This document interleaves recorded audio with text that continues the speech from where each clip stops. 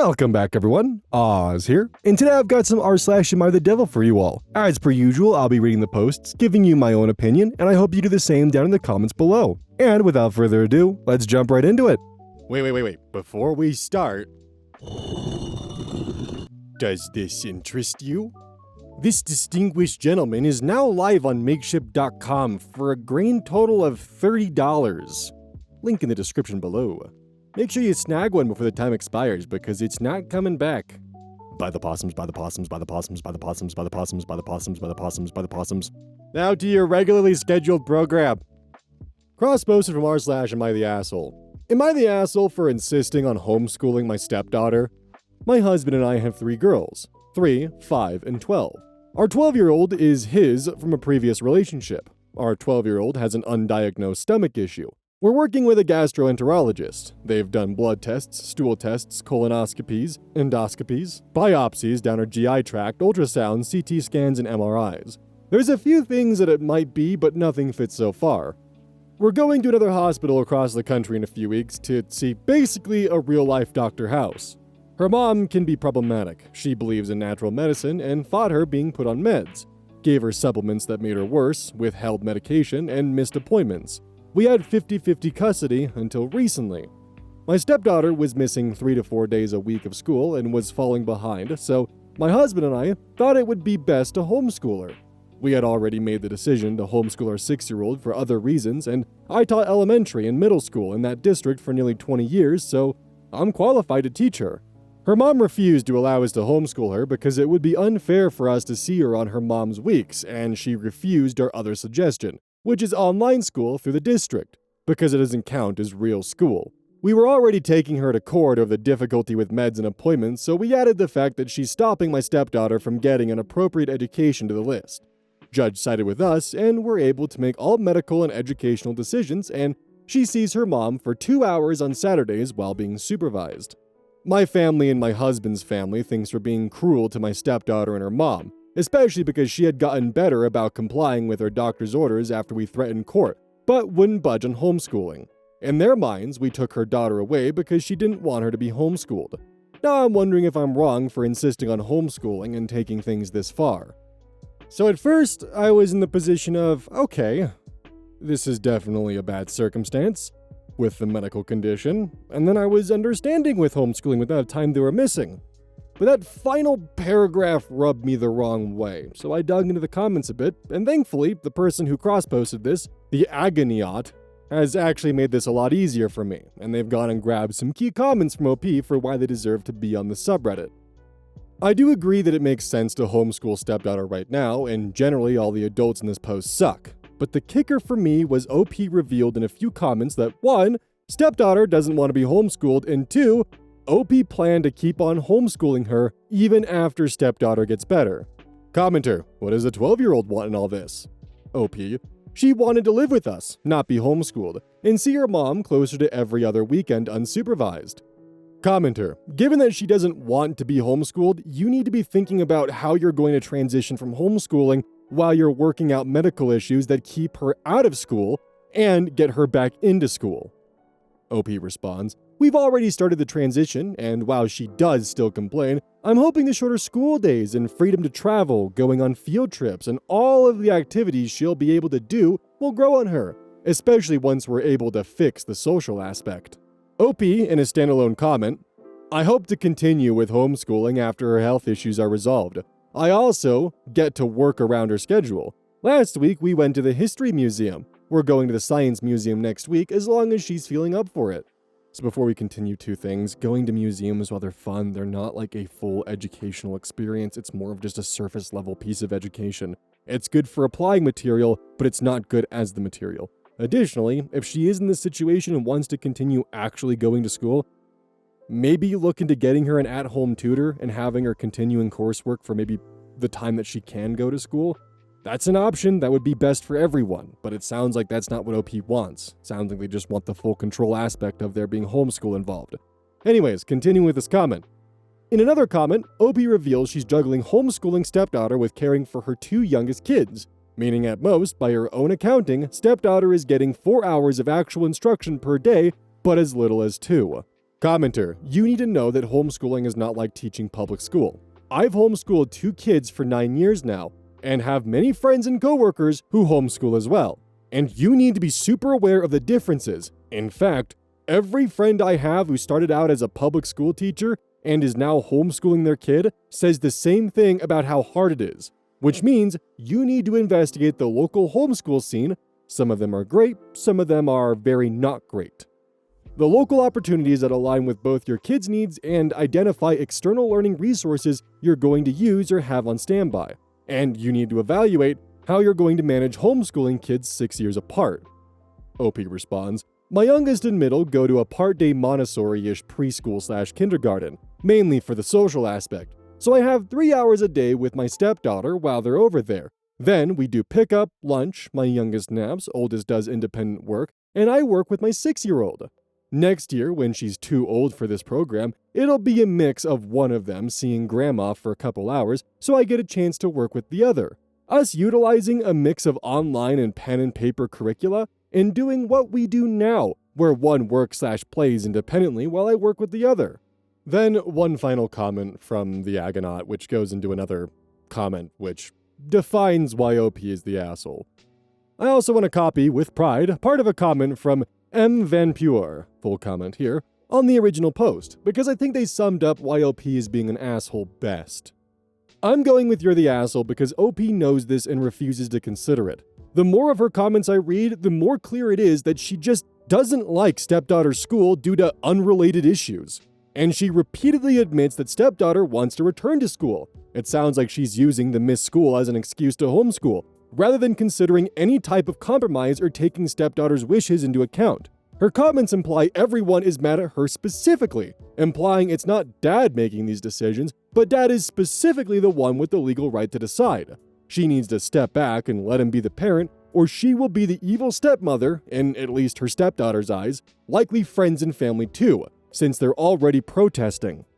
Multiple friends and relatives being mad at her also tells me she is being unreasonable, and it also strikes me as extremely harsh to only allow stepdaughter to see her mom for 2 hours a week, when it used to be 50-50. Stepdaughter wants to spend every other weekend with her mom. I do understand the safety concerns with unsupervised visits, but there has to be more of a compromise here. I adopted kids from a heroin addict, and they got to see their mom more than that when she was sober. 2 hours a week is nothing. These are a lot of changes that stepdaughter didn't want when she's already being forced to go through so much. I'm really worried about her mental health here. And really, if she can't keep up at school, is it that horrible if it does take her an extra year to graduate? If this was a situation where everyone was on board with this, of course no one would be the devil. But it sounds like stepmother wants to railroad her way despite what everyone else around them is saying. She wants to homeschool stepdaughter. Stepdaughter wants to remain in public school. She wants to continue her education. She wants to continue being with her friends. She might have to deal with a tutor for a little bit. She might be held back a grade, but she would prefer that over homeschooling. But OP is convinced that if she's forced into this, then she'll learn to enjoy it. Cross posted from r/AmITheAsshole. What a shocker. Am I the asshole for always going home for the holidays? I, 36 male, love my family, and unfortunately, live on the opposite coast from them. My girlfriend, 34 female, is local to where we live. We've been together 7 years, no kids or plans for kids. I always travel out to see my family 2 times a year, Christmas and 4th of July. I work at a college, so I essentially have a school schedule for breaks. My family is so important to me. I take the whole 2 weeks I have at Christmas to stay at the family house. Christmas is special for us. We go all out. I have a large family. It's a whole event that I really look forward to. We have traditions, big family dinners, the works. I get around 4 weeks off for summer and spend 1 week of it with my family too. My girlfriend has a small family and doesn't really have holiday traditions. The family she does have is not very close and fairly dysfunctional. Her words. I've invited her to my family's house for the holidays and offered to pay the ticket when it's expensive.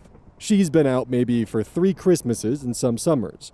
When she doesn't come along, she stays home by herself. I buy her lots of gifts so she can open them while I'm gone. I thought this was a good thing. I can see my family, she can have the option of seeing my family and go along for the trip too. But recently, she made a comment about not having any of our own traditions because I'm always gone for the holidays. That hurt my feelings because she's always invited where I am. Her dad passed away in 23, and she didn't come to Oh my god. Her dad passed away in 23, and she didn't come to family Christmas that year. She said she was too sad to celebrate. Then in 24, she had a mild health issue that made travel not super comfortable. So she hasn't been to family Christmas in a little bit. She's going this year. Am I the asshole for always going to visit my family for the holidays? We've chatted about this some, and she says she's glad I can spend time with my family, but does feel like she gets left alone. My thought is she's not alone if she wants to come with me. You left your grieving girlfriend who just lost her father alone during the holidays? And you feel like it's fine because you invited her? Dude! Oh my god! Way to just fucking shoehorn that at the end there, holy hell! Yeah, she said we don't have any family traditions between us because I'm always with my own family. And her dad died 2 years ago, and I went to celebrate with my family and left her alone, and then when she was feeling ill, I went to go celebrate with my family as well. Buddy, come on! Cross-posted from r/AmITheAsshole. Am I the asshole for refusing to pay to have my friend's house cleaned? I had to quickly come down to the city where I grew up due to the death of a close family member. It was a pretty spur-of-the-moment occurrence, and I had to drop things rather quickly. I informed one of my friends, and they offered to put me up for a few days. I said that would be great, but told them I'd have my dogs with me, so totally understood if they wouldn't be able to. The friends said it would be fine, and they were more than happy to host me. For context, my dogs are not badly trained by any standard, but they're both large breed dogs, a lab and a GSD. Why GSD instead of German Shepherd? So of course, they can be a bit much for many non-dog owners. I'm aware of this, and that's why I usually don't bring them to people's houses. I made the 5-hour drive down, and my friend came out to greet me. When unpacking the car, I let the dogs out, and immediately they went off to the toilet, since it was a long trip. My lab went into the bushes to pee, but the shepherd began to pee in the middle of the front porch. Don't ask me why, but she much prefers peeing on hard surfaces. And my friend immediately freaked out. I was a bit confused and apologized, but it's outside, so didn't get why she was so freaked out. The dogs were fine the entire stay. They were not eventful inside. They let me know when they need out, and I cleaned up the poo straight away. I keep them under good supervision. At the end of my trip, my friend sent me a text saying, "Hey, as you'd know, the house is quite messy because of the dogs, and I'm going to hire a cleaner. Would you mind paying me for that?" I was a bit taken aback. The dogs had 0 accidents inside, didn't break anything. I asked what she meant, and she explained that there was dog hair everywhere. The thing is, they are shedding dogs, I know that. If she'd asked me to vacuum up after them, I would have, but she didn't. I also don't think a deep clean would be necessary. A quick vacuum of the carpets, couch, bed, etc. would be more than enough to remove any trace. No, it wouldn't. I don't know what to do. I didn't ask to stay with her. She offered. I told her about my dogs, and she was fine with that. So, as many of you know, I grew up with dogs of many, many types. Everything from short-haired to long-haired to shedding to non-shedding. Getting dog hair out of stuff is a pain in the ass. You don't realize it because you're used to it when you live with them. You don't realize how much hair actually goes around. But when you're used to having a dog hair-free house, and then suddenly there's dog hair everywhere, that's not just in the carpets. Any piece of cloth furniture, that's going to have dog hair embedded in it. Hardwood floor, covered in it. Baseboards, it's going to be all in the nooks and crannies of it. Dog hair gets everywhere. And a simple vacuuming won't actually get it out of the carpet either, by the way. And that's just hiring the cleaners for the dog hair. That's not even talking about a dog pissing on the porch. Concrete is porous. If you don't immediately get at that with the right kind of stuff to clean the concrete out, your porch is going to smell like dog pee for a long time. And hell, it could even stain it and leave a permanent pee of dog urine just sitting there on the front porch for everyone to see who walks up. So yeah, that's not an insane thing for someone to freak out about. Just the audacity of your dog going up to someone's front porch, presumably the entryway of their home, pissing all over it, and you being like, "Well, it's just the porch, it's outside." I also noticed no mention of you cleaning it up. It literally just reads as though your dog pissed and you told them it's fine and then moved on without ever, like, hosing it down or doing anything to get the piss off the porch. That's fucked up, dude.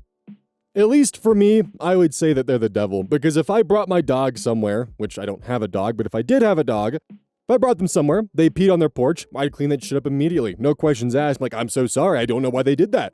And then if they were like, hey, there is a lot of dog hair left around, do you think you could help pay for a cleaner? I wouldn't hesitate, they hosted me for free, of course I would help with that. I don't want their home to be burdened by something that happened because I brought my dog into their home. Yeah, I think it would be a civilized thing to do to offer to help them with the cleaning stuff. Especially because vacuuming isn't going to solve that problem. Just from experience. Cross-posted from r/AmITheAsshole. Am I the asshole for using AI to write a college assignment? Yes, next post. I'm kidding. Hey there, I, 22 female, am a second-year student currently for what many would consider a fake degree, religious studies and the like. I love my degree, don't worry. You love it so much, you used AI. There is one class where the professor is extremely difficult. The professor said at the beginning of the course that instead of an exam at the end, he will assign a 500-word essay every week based on the reading. The assignments have 5 days to be done, and the reading is long. I also work almost full-time and take 7 other classes. He also said multiple times that we cannot use AI for our assignments. Here's the doozy. Me and my friends in the Insta poll I just did on my private story agreed that this means do not use AI to write any version of the essay, even bullet-pointed form. I made the mistake of using AI to summarize the 45-page essay he gave us so that I can read it better in order to write only about what's relevant. I then made the far stupider mistake of writing one of the quotes ChatGPT presented to me as factually included in the article. I looked in the article for the words used in the quote as it felt too good to be true, and I found it. Turns out AI can sometimes mess with PDFs, putting quotes between pages. If someone can explain, that would be great. Okay, now you're just lying. He found this quote in my essay and then promptly did the following, kicked me off the course and failed me for the whole semester. I feel like it's a complete misunderstanding of his rules. He explained it to be that I've been actively trying to gaslight him. Am I the asshole for using AI to summarize if he said don't use AI? Do you guys think I deserve a second chance? No. You're also just actively lying to everyone because AI doesn't actively fucking put things into the documents that you provide it with. It's not how it works. And even if it did, let's say for some reason the model that you were using inserted a quote into the PDF that you attached. Like, besides the fact that you're obviously lying, even if it did do that, if it retroactively added information to one of the documents that you gave it, you didn't think to cross-compare it with the original file on your computer or in your coursework? Like, you're lying. You're actually just lying right there. Like, you had a hell of a shoo-in, by the way. You had to read 45 pages worth of course material and then write 500 words at the end of the week. 500 words! I would be appalled if it took you longer than 30 minutes to write that if you actually did read the material. And this, in return for having no final exam at the end of the year? That is incredibly generous. Also, if someone says, no AI, that usually means don't use AI. Not whatever you in your Instagram poll defined it to be, which is a completely ridiculous thing to admit, by the way. Okay, so I'm still a little caught up on the whole, like, they inserted things into the PDF comment, which is still just, like, it's such an obvious lie. So I went through their comments, there is an update, but there's also 2 comments that I found fun. The first comment is, totally, so I did skim, and the quote was a combo of a few different sentences, which is why I didn't immediately realize, because I felt that I read several versions of the quote throughout the paper. A stupid move on my part, basically. So now the AI no longer inserted the exact quote that they mentioned in the post before, because let me just double check the wording real quick. I looked in the article for the words used in the quote as it felt too good to be true, and I found it. As in, I found the quote. And then when some of the commenters called her on this exact thing that I found to be goofy as hell, they said that OP included this note because they were floundering and trying to get a not the asshole opinion. To which OP responds, I wish I was floundering, it would have been way less scary. You're welcome to look at this article, as an attempt to try to prove that AI can in fact manipulate PDFs. However, if you read the first couple words of that link, invisible information in PDFs, new ways for hiding content to manipulate AI. The article that they sent as a way to try to prove that AI can manipulate PDFs is actually an article that states that professors or people who submit PDFs have been hiding information within them to trick AI to make them hallucinate things that aren't actually within the material that the humans can see. In other words, they got honeypotted. Now for their update. Hey everyone, wanted to say that I appreciate everyone who gave their input. You are all absolutely right that this was not my best at all. Have a new outlook and I am excited to work harder. As for what happened, at the end of the day, I finally realized something that many of you realized much earlier than I did. Actually, once I post this post and read it back to myself, I realized that I've made a huge mistake. Far bigger than the quote alone. Again, I know for most of you this is obvious, but I think being in the middle of this clouded my judgment completely, not an excuse at all. I sent the professor another final email to apologize. I clearly misunderstood him. I know many people here are saying no AI equals no AI, which, yes, obviously, but now most people in college use AI as a search engine. That's not good. And that's what I did, because I had professors in the past who said that was okay. Obviously, this is the exception, not the rule. In high school, I would have to read 2 300-page books a week, so I'm definitely being brought back to earth by the law students in the comments, and I think I forgot how much I love reading. And how much apparently you love this degree. From my email, the professor did something I was not expecting, but I'm entirely grateful for. He gave me an F on the paper and allowed me back in the class. I know in this case he was incredible and I was the asshole. This is not going to be taken for granted, and I'm really grateful to you guys for being straight with me.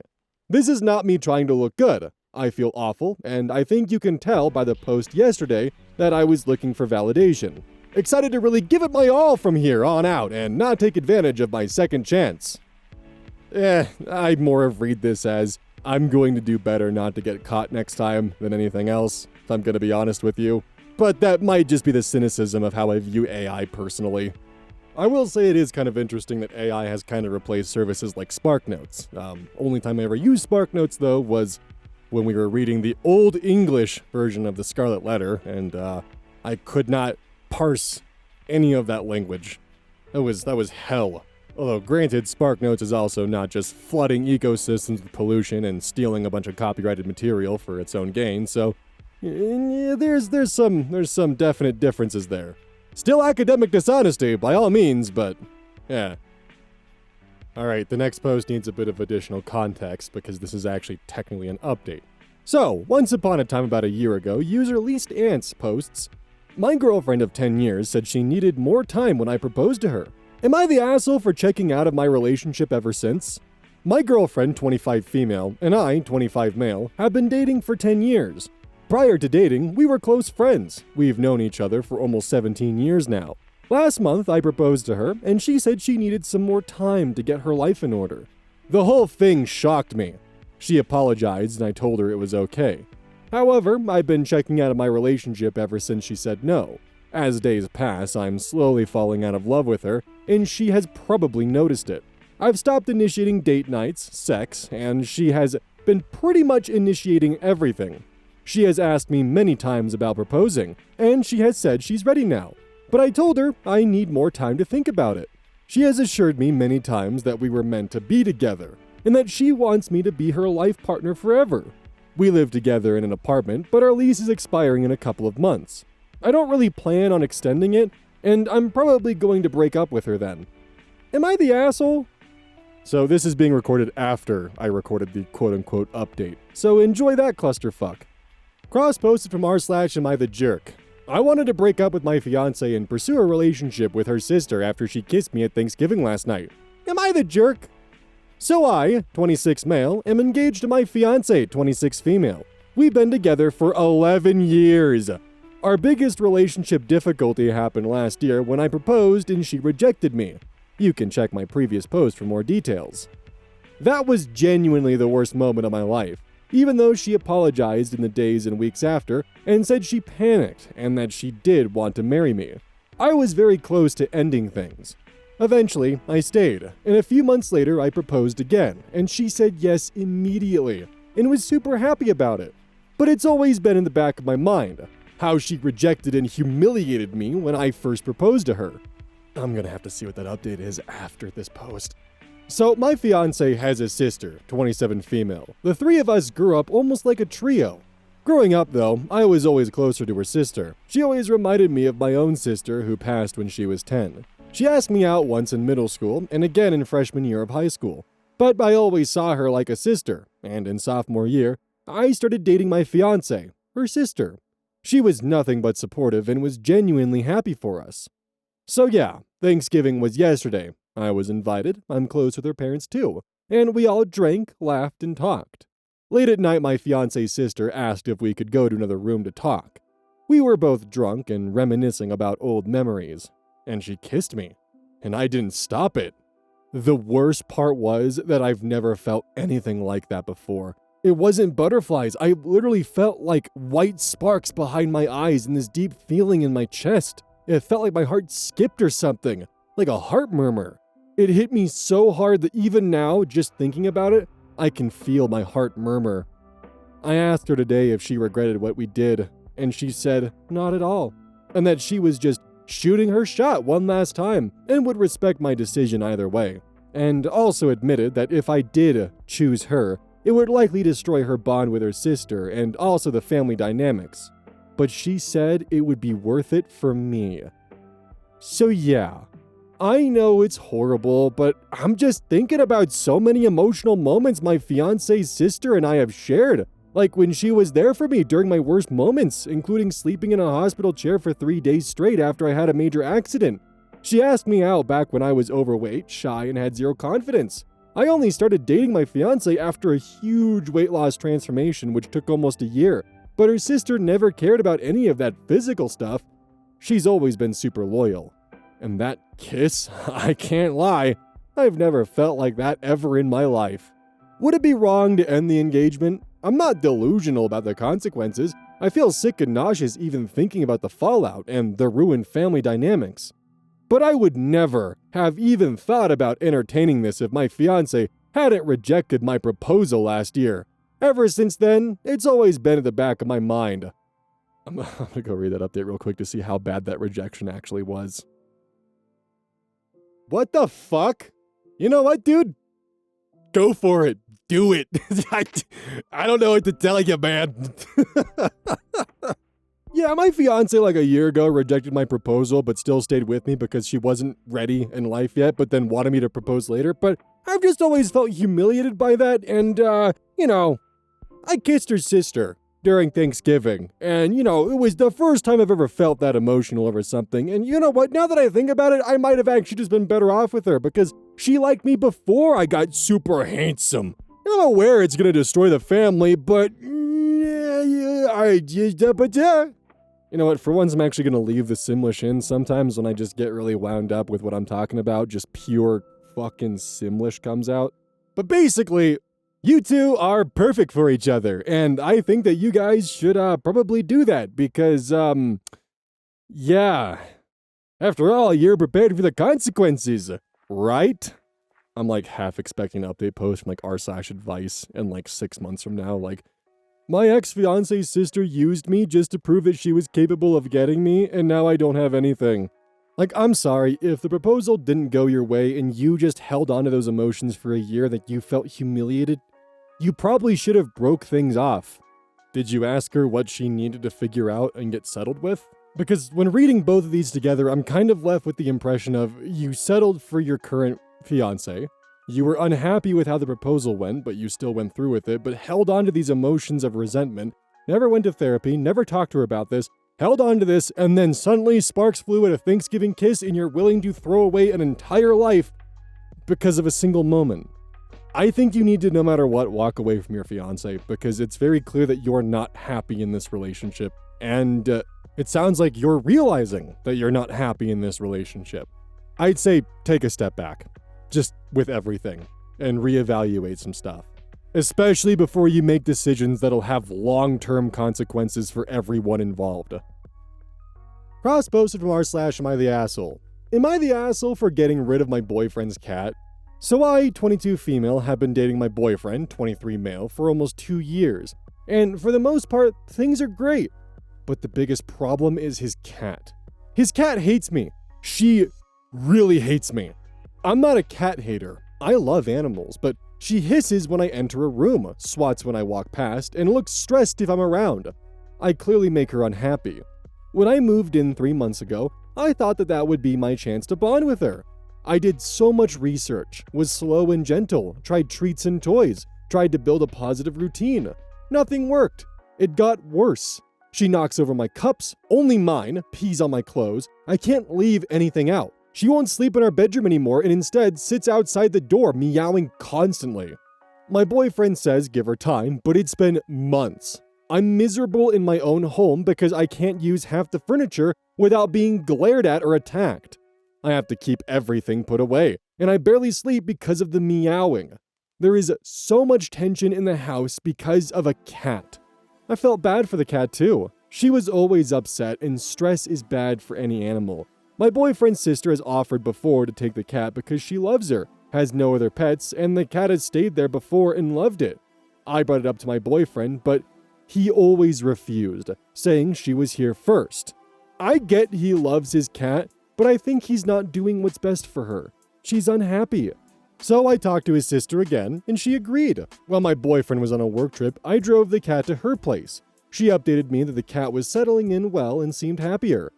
My boyfriend came home and I told him. He's very upset, which I expected, but I thought he'd realize this is better for the cat. Now he's refusing to talk to me and says he needs to think about a relationship. I tried to explain how I felt, and that this wasn't good for the cat either, but he won't listen. In my opinion, you have to put the animal's well-being first. He's acting like I dumped her on the side of the road. She's happier now, and I don't understand why he can't accept that. Am I the asshole? I'm kind of assuming this might be a rage bait account unless the boyfriend and the sister just don't have that good of a relationship, because what kind of sister would just take in their sibling's animal on short notice from their sibling's partner and not ask any questions about whether or not they consented to that rehoming? That's probably the biggest red flag that I have. But also, the thing is you have no right to rehome the cat. Even if, the cat is just absolutely making your life miserable, you moved in there. The cat was there first. If you want to put the cat's well-being first, then you move out and you spend some time trying to get the cat to like you. Or maybe the relationship is just not for you. If he wants to put his cat above you, then he's allowed to do that. He's putting his cat above you, and you got to accept that. Because there's no going back from this in the relationship, because you pretty much just violated his trust through and through. Even if he gets his cat back from his sister, there's still the fact that you went behind his back and rehomed her without even consulting or talking to him.